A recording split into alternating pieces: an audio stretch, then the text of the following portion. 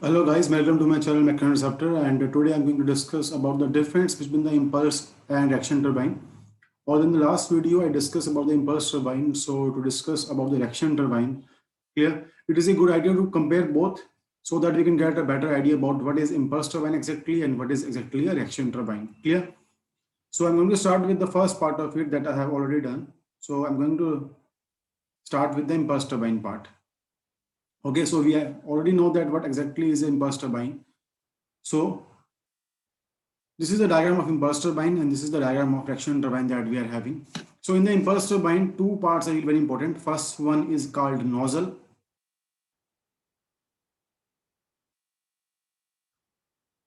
Okay. And second one is called moving blade.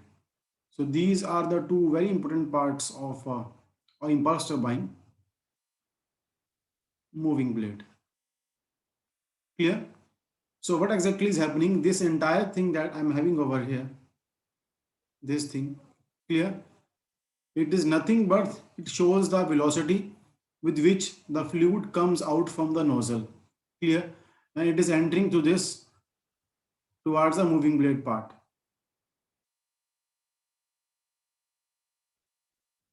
Okay.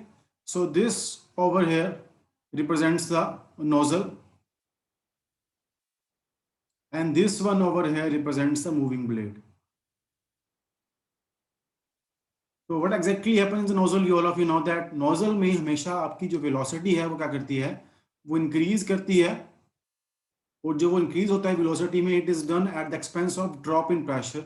So the pressure will drop and the velocity will increase, and that is what we are looking from the graph also.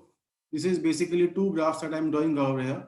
First one is basically for the pressure and this is for the velocity. So you can see आपका जो pressure है वो यहाँ पे क्या कर रहा है, वो drop कर रहा है, और जो velocity है वो क्या कर रही है, rise कर रही है. इसमें कर रही है वो nozzle में.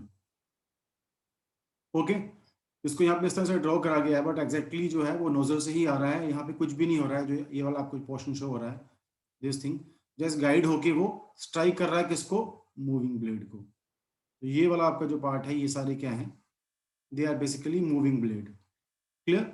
सो when it enters into the moving blade, आपका जो वहां पे वेलोसिटी होगा, जो आपने गेन करा होगा नोजल में, वो हम ड्रॉप करेंगे.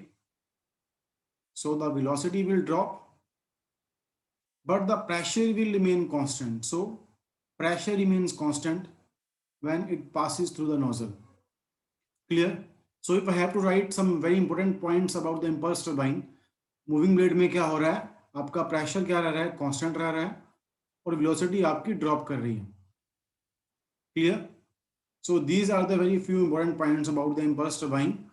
First thing, nozzle में velocity increase करती है, pressure drop करता है.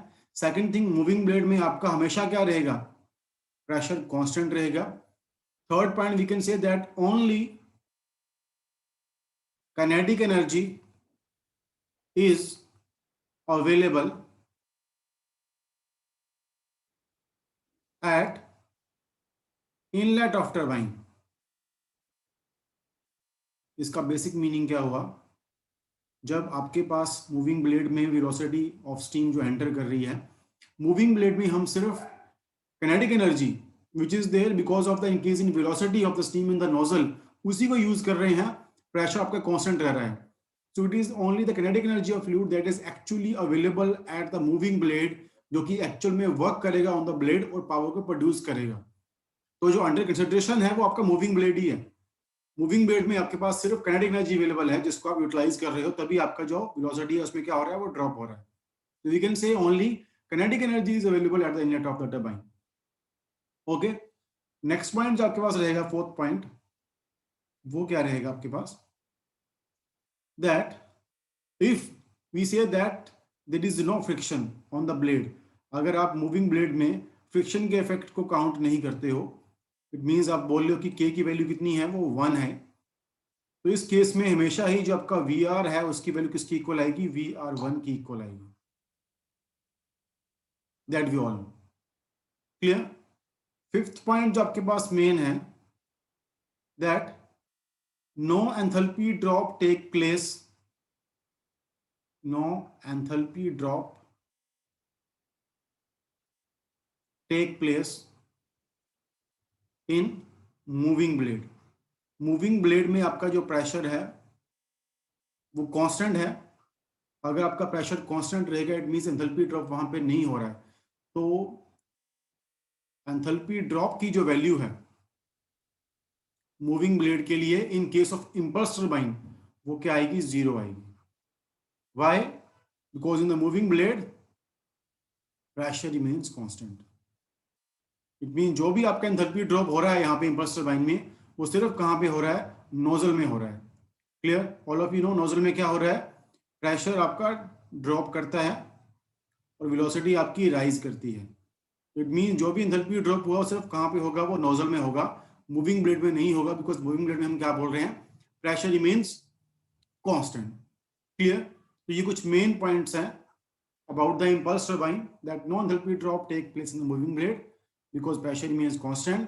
सिर्फ नोजल में ही आपका ड्रॉप होगा। Now I want to compare it with the reaction turbine. तो रिएक्शन टरबाइन में क्या हो रहा है आपके पास, रिएक्शन टरबाइन में देयर इज नो नोजल।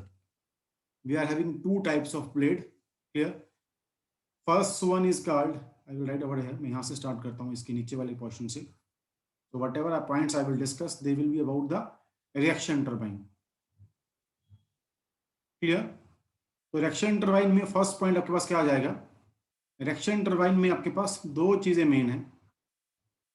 कौन कौन सी? एक आपके पास है वहां पे फिक्स ब्लेड, जबकि पहले वाले ब्लेड हैं वो क्या है, they are known as fix blade.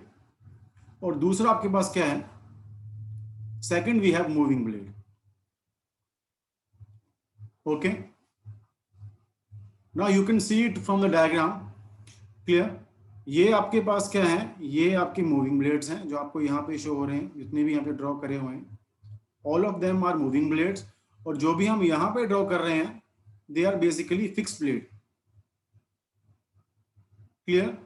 So from the name itself it is clear कि फिक्स ब्लेड जो है they are fix to the casing, तो वो एक्चुअल में मूव नहीं करेंगे। क्लियर? तो अगर आपके ब्लेड मूव नहीं करेंगे इट मींस उसमें रिलेटिव वेलोसिटी वाला कंसेप्ट नहीं आएगा। फिक्स ब्लेड जो आपके पास है रिएक्शन टरबाइन में वो सिर्फ यूज करते हैं हम लोग as a guide mechanism. Clear? कि वो गाइड करेंगे स्टीम को through it up to the moving blade.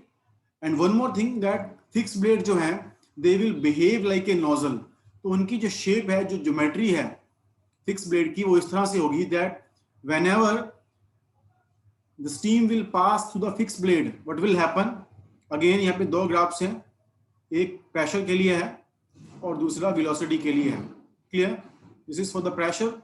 तो जब हम पास करेंगे moving blade sorry fix blade से, तो आपका जो प्रेशर है वो क्या कर रहा है यहाँ पे, as you guys can see, pressure आपका ड्रॉप कर रहा है और वेलोसिटी क्या कर रही है आपके पास, राइज कर रही है।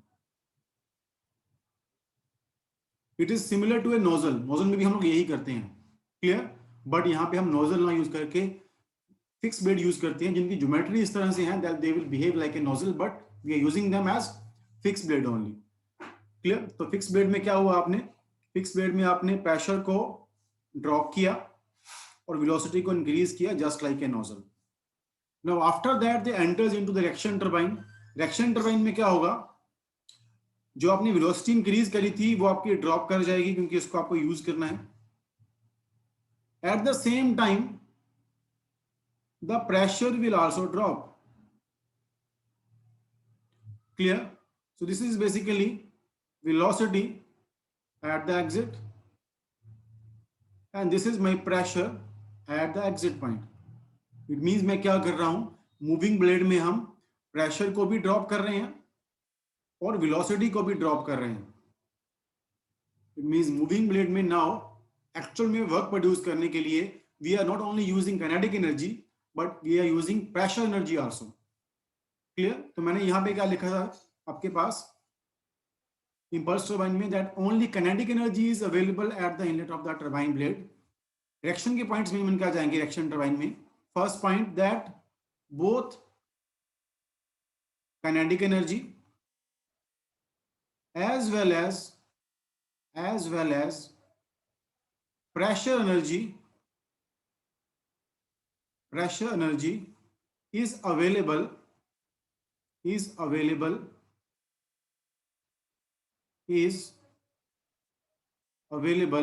at inlet of turbine. तो टरबाइन के इनलेट पे इन केस ऑफ रिएक्शन टरबाइन, क्योंकि हम वेलोसिटी को भी ड्रॉप कर रहे हैं, प्रेशर को भी ड्रॉप कर रहे हैं, इट मींस हम दोनों को ही यूज कर रहे हैं। So both of them are available at the inlet of the turbine blade to actually produce the force और द वर्क और the power on the blade. तो यहां पे आपका प्रेशर कांस्टेंट था, बट यहां पे आपका प्रेशर ड्रॉप कर रहा है। इट मींस ये वाला जो आपका फर्स्ट पार्ट है जिसको हम क्या बोल रहे हैं, फिक्स ब्लेड। फिक्स ब्लेड में आपके पास आपकी प्रेशर ड्रॉप कर रहा है और वेलोसिटी आपकी गेन हो रही है।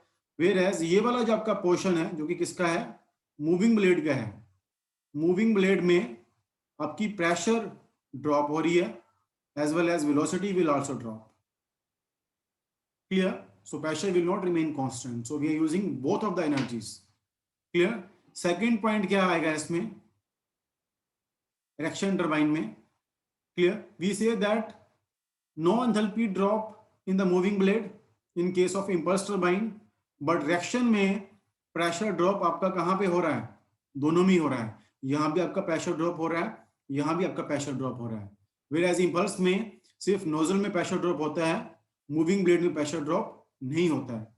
So we are going to say that enthalpy drop